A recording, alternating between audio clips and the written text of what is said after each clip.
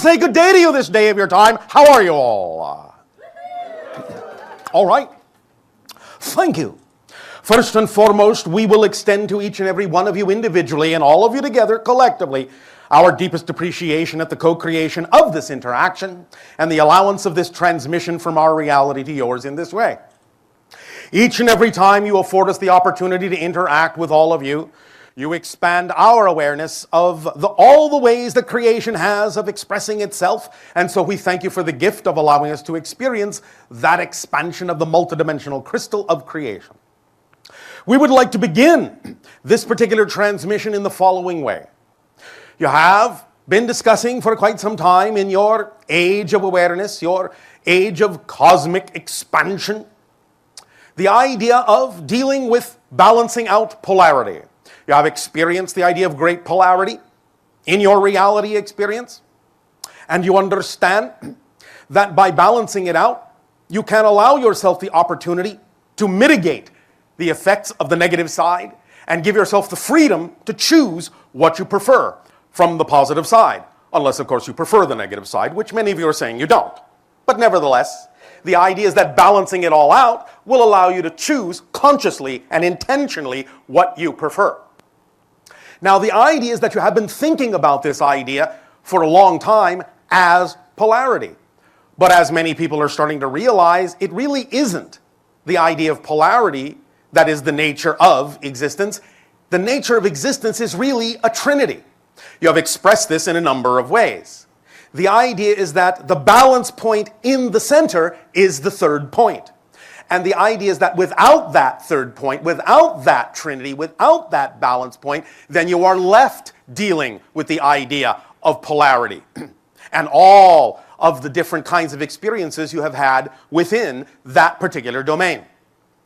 But if you are allowing yourself finally to recognize creation not just as a polarity, not just as a duality, but as a trinity, and you begin to allow yourself to awaken from that center point, which is where you really exist, in the here and now, in the present, in the center, then it is much easier to deal with the idea of the polarity of positive and negative on either side of that central third balance point, and you can allow yourself to lessen the effects that all of them have. You can neutralize all situations much more easily, and when they are all equally valid, when they are all equally neutral, then you can find that you have the ability to more effortlessly choose what you prefer without invalidating what you don't prefer. Remember that even negativity serves you in positive ways if you allow it to. Many people on your planet, because of the way they have been brought up, the way they have been taught to think, have a difficult time finding some of the positive ideas and applying them in their lives.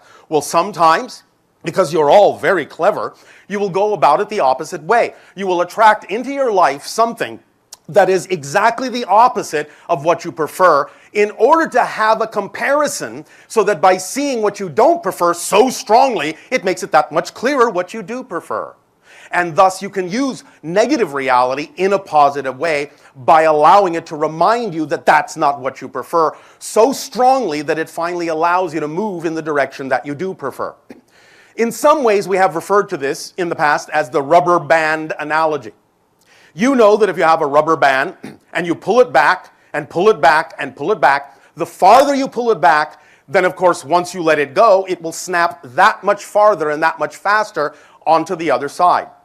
Well, you've been dealing with the idea of negativity for so long, with darkness for so long, so deeply, so profoundly, and you have pulled that rubber band back into the darkness so far.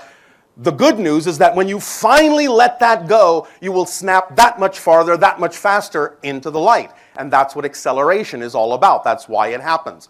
So in a sense, again, you can see there are ways in which the idea of having explored negativity, once you let it go, can actually propel you and accelerate you in the direction of the light, in the direction of your true self, and allow you to experience all the fruits and the benefits of that release. Does this make sense to you? Yes. All right. So the idea, as you have labeled it, is that this is a time of what you have called cosmic awakening. What does that mean? All right, well, we'll tell you, thank you. The idea from our perspective is that you are awakening into the understanding that you are the cosmos. You are all that is. The idea of ascension, the idea of acceleration, the idea of consciousness expansion is, in a sense, at least from one perspective, the realization that you actually are the dimension of reality you previously thought you existed in. I'll repeat that. It's an awakening into the awareness that what you have called physical reality is not something that exists outside of you, it exists within you. It's your construction, your illusion, your projection, your creation in order to have a certain experience that you call space-time reality, in order to experience the idea of change, of self-discovery. Because if you exist in a timeless state, there is no change in a timeless state. If you want to experience a new perspective of yourself, you have to create the idea of forgetting who you are in a linear space-time framework in order to have the experience of remembering who you are from a different perspective, of discovering yourself anew from a new perspective. Because you see, the framework of existence, the structure of existence never changes. It's the perspective of the structure that changes, and the perspectives are infinite. And that new perspective, that new discovery, that new self-awareness from a new point of view, that's what expands creation forever and ever and ever, is that it sees itself from a different point of view over and over and over and over and over and over again, infinitely, infinitely, infinitely.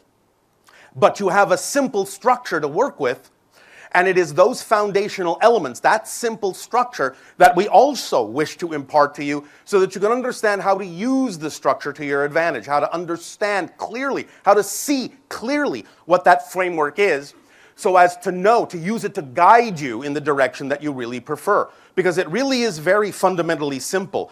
It really isn't complicated at all. And once you understand how simple it is and render everything down to that simple understanding, then from that simple understanding, you can create an infinitely complex and rich experience without it necessarily being negatively complicated. So the idea is to, again, have that paradoxical balancing of the simplicity and the richly complex, but in a way that serves you, in a way that's aligned with the vibration of your true self, so that you can experience the path you chose in life in the smoothest possible way, in the joyful way, in the most positive, constructive, ecstatic, passionate way that you possibly can. Does that make sense? All right. And again, please remember, these are not just nice ideas. These are not just nice sayings. What we are actually discussing here is physics, vibrational energy physics. It's the law. There are only, from our discovery, from our point of view, there are only 5 laws in existence. Number 1, you exist. You can't do anything about that. You will never change that. You cannot become non-existent. Why? Because by definition, non-existence doesn't exist. So you cannot become non-existent if you exist. It's the only quality you have fundamentally. So you'll never change that. Law number 2, everything is here and now. Law number 3, the one is the all are the one. Number 4, what you put out is what you get back. Number 5, everything changes except the first 4 laws. And that's all there is to it. That's all there is to it. That's the structure, that's the framework, and every single experience you have ever had, are having now, or will ever have in this reality or any dimension of any reality or any civilization whatsoever will be some combination of those 5 laws, and that's it. So the rest of it, as you say in your language, is your ball game. It's up to you to use those 5 laws in whatever way, shape, or form, to paint the picture in whatever way, shape, or form is most representative of the vibration of your unique perspective of all that is, because each and every one of you, each and every one of us, each and every being in existence is simply another way that all that is has of seeing and experiencing itself. So value your uniqueness, validate your individuality. Many people on your planet have for a long time been under the impression that the idea of unity comes from homogeneousness, from all being the same. Nothing could be further from the truth. It is the true validation of every single individual that creates harmony and synchronicity and allows you to truly function as a unit. Thus, then, you retain your individuality, you retain your unique perspective and energy, while at the same time, because you are true to the unique vibration you are, you harmoniously and automatically fit with every other being also being true to themselves, in much the same way that you have a picture puzzle made of all these different pieces, and each piece is a unique shape. If each one of those shapes tried to be a shape it is not, it would not fit, and it would not allow the picture, the whole picture, to be formed. The only way the entire picture is formed is by each piece being exactly what it is, which means it fits perfectly with all the other pieces, and thus then creates the whole picture that can then support all the individual pieces that have made the picture up. That's how it works. So validate your uniqueness, and you will be yourself, and in being yourself, you will support the unique perspective that all that is created you to be. If all that is didn't think that your unique perspective was necessary in order for it to be complete, you wouldn't exist. Trust me, it doesn't make mistakes. So if you exist, all that is needs you to exist, because without you, all that is would not be all that is. It would be all that is except you. And that's not all that is. So self-validation, self-deservability, self-worth, and the expression in joy, in excitement of your unique self is the key. As we have said many times, and we will probably say again when we answer some of your questions, the only real formula that it comes down to is this. Every single moment that you can. Now, remember, this is actually a vibrational formula, not just a nice saying. Every single moment that you can, act to the best of your ability on whatever contains the highest amount of your excitement, joy, love, creativity, and passion, to the best of your ability, taking it as far as you can till you can take it no further. And do that and keep doing that no matter how it looks, no matter what form it comes in, with absolutely zero assumption, insistence, or expectation as to what the outcome of that action ought to be. That's it. That's the formula. And if you just do that every moment that you can, I guarantee that when you get in that flow, it will lead you where you need to be led. You'll wind up exactly where you need to be, when you need to be there, with whom you need to be. And it will allow an explosion of ecstatic synchronicity in your life and create the effortless and joyful experience that you all say you desire. And it really is that simple as acting on that formula and knowing that if you do, you are using the basic structure of existence, and thus then it will support you in that positive experience in exactly the same way it has always supported you in any negative experience you chose to buy into as well. You see, you are free to choose. In a paradoxical way, the proof that you are ultimately supported is that you're actually capable of believing that you're not supported. You are so unconditionally loved and so unconditionally supported, you are allowed to believe you are not loved and not supported. That's how supported you are. So anytime you experience the idea, I'm not supported, I'm not loved, stop and take a moment to remember that the only way you could actually have that illusionary experience is if you're actually supported in your belief that that's true, which automatically means you're supported, you're loved. So why not be supported in what you prefer to be instead of being supported in what you don't? Why not? That's the ultimate question. Now then, while you're letting all that sink in, we will once again extend to you our deep appreciation and ask, in return for the gift that you are giving us, how may we serve you now through your questions and dialogue? If you have a question, raise your hand. You will be called on. We will interact. Thank you.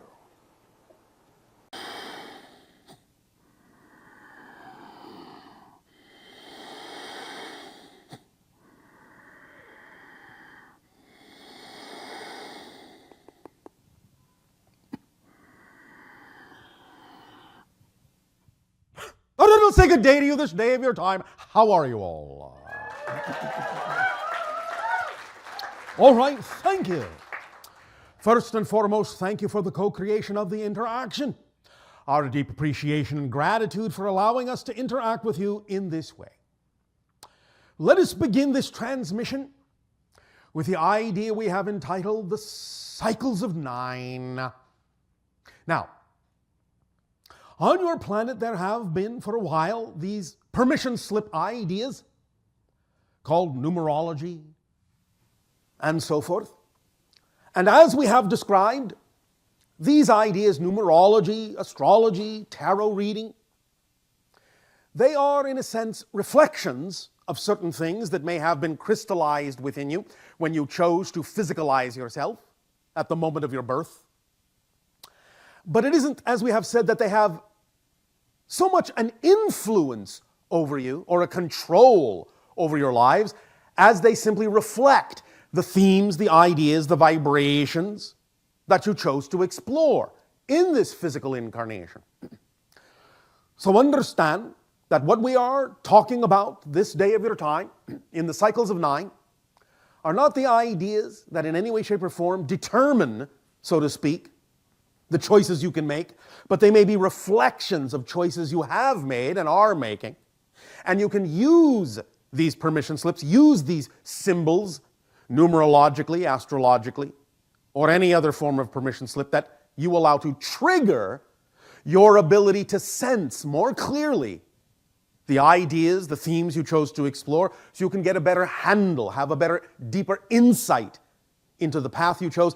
And these things can, as permission slips, as triggers, as reflections, help you remember more of who you chose to be, so that you can experience this transformation of forgetfulness into remembering. Now, the idea, again, is that we understand that in your society, the concept of numerology and astrology and tarot and all these other kinds of permission slip reflections, they are not what you would in your language call scientific, but that's all right. They're not supposed to be. You can have a scientific understanding of the vibrations that they represent, of the frequencies that may be symbolized by them, of the reflections that they may hold for you to enlighten you about things that you chose on other levels. But they are not necessarily designed to be scientific. They are designed to be intuitive. They are designed to simply be used as permission slips, as triggers, as reflections. Nevertheless, the idea of moving forward in the cycles of nine, we can begin to explain from that perspective the idea in the following way.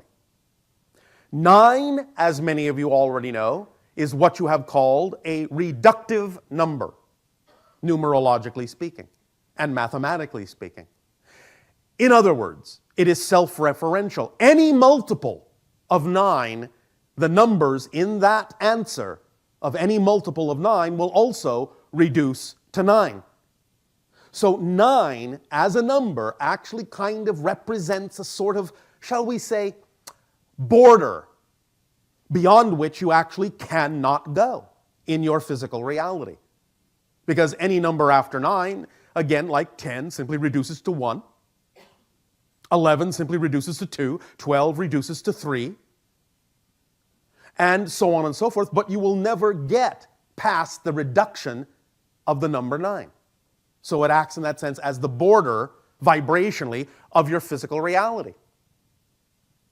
The idea of the year we have called the year of transformation, 2013, in that sense, is the idea, 13, the number of transformation, also reducing to 4. Some cultures on your planet substitute the number 4 for the number 13 in terms of what 13 represents to you. Many of you have called the number 13 unlucky, or you are superstitious about the idea of it. But really, it is just the representational symbol of transformation. And thus, so is 4. And if you take the reduction of 13 to 4 and add to it the number of humanity, which is 5, then again you get 9. The idea thus being that taking the number of humanity, 5, adding to it the number representative of transformation, 4, then you have humanity transforming equals the vibration of 9. In other words, it's the highest vibration you can achieve in physical reality, numerologically speaking, in that first set of numbers. And this is why it is so important to allow yourself to be fully in your humanity and allow yourself to fully transform, because then you achieve the highest frequency possible that is representative of the actual border, of the threshold of your physical reality. And this is what is meant by going into your 4th density reality. This transformational reality, where physical material reality and space and time become far more flexible, far more malleable. As if to reinforce the idea that the number of 9 is actually representative of the threshold or border of your physical reality, universe, even the speed of light, 186,300 miles per second, those numbers actually reduce to 9. Thus, it represents the fastest you can go in physical material reality. You cannot go past that threshold without actually shifting to another dimension altogether. Oh, but wait, say some of the scientifically minded friends in the audience. Bashar, the actual precise speed limit of light is 186,282 miles per second. 186,300 is just rounding it up. Well, all right, my scientific friends, but if you actually take time to notice, 186,282 also reduces to 9, so you can't get away from it. Just add the numbers up, you will see. If you keep adding and adding and adding together, they will come out to 9. Now, the idea in this way of the cycles of 9 is that in years, which can reduce to the number of 9, and also sometimes in years which can reduce to the number 3, because 3 is the square root of 9 in that sense, and so is intimately connected to it, you will find that there are certain demarcations that can now be implemented, now be overlaid over certain ideas in your society, certain experiences in your society, and specifically with respect now to the idea of contact. We have previously given you some ideas of the probability windows for your recognition of the existence of extraterrestrial life, and we have said, well, between your years, it seems likely, of 2015 to 2017, something will occur where you will discover something that will create for you an understanding in a very factual way that some form of extraterrestrial life exists. The knowledge of extraterrestrial life and its existence will become a fact sometime in that window. Now again, please understand, we do not necessarily mean that UFOs are going to be landing all over your planet. The idea is that somehow you will discover through your own astronomical observations or some other methodology that extraterrestrial life, at least in some way, shape, or form, something living off your planet, will be discovered and establish the idea of extraterrestrial life as a fact. This will change your mindset so that from that point forward you will accelerate. And the idea, as we have again said, is that you can begin to accelerate toward the idea of contact with extraterrestrial beings, such as ourselves, in the window of what you call 2025 to 2033. Now, if you will look at the idea of the cycles of 9, you will understand that smack in the middle of the window of 2015 to 2017 is the year 2016, which reduces, in that sense, to a 9. So that demarcation is for the first window. What's the next cycle of 9? It brings you exactly to 2025. That's the next cycle of 9. And thus then the next cycle of 9 ends in the idea of 2034. So what we are saying is that open contact with extraterrestrial beings will occur somewhere in that window of that final cycle of 9, before it ends. So now you have the idea of the demarcations of the cycles of 9 in this way. Now, sometimes the idea of years that are the cycle of 3, which is the square root of 9, may take a slightly different form of the expression. You could, in some senses, call it a kind of reduced cycle. Something that is, in a sense, perhaps the polarity of what we are talking about. And so if you will understand the idea of your year of 1938 in that sense as a reduced cycle, what happened that was relevant to the idea of extraterrestrial contact, but probably a polarized idea of it in that year, was what you call your radio broadcast of the War of the Worlds that panicked so many people on your planet. Also in a reductive cycle of what you would call your 1947 was what you now refer to as your Roswell crash, which started the whole ball rolling with regard to your awareness that extraterrestrial beings existed in that way. So you will see that there are intimate connections in cycles of 3 and cycles of 9 with regard to the idea of how you view your relationship to contact with extraterrestrial beings such as ourselves. If you will allow yourself thus then to take advantage of the idea of the 9 vibration symbolically, in permission slip form, in whatever way, shape, or form your imagination so desires, to focus on that vibration, that reductive, self-reflective number of 9 being the highest vibration representing the threshold, the barrier, the border of your physical reality just before you cross into another dimension. And use your imagination to create whatever form of reflective permission slip you wish to create with respect to that particular frequency. You will more readily align yourself specifically to the cycles of 9 that represent the windows of contact as they will now begin to unfold from this point forward.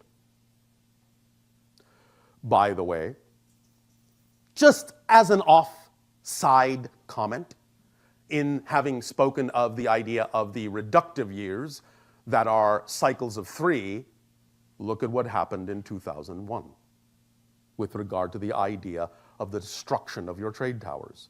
Again, a reductive cycle of 3, the polarized idea of the vibration that you seek to implant within yourselves if you wish to expand your reality beyond those kinds of negative vibrations.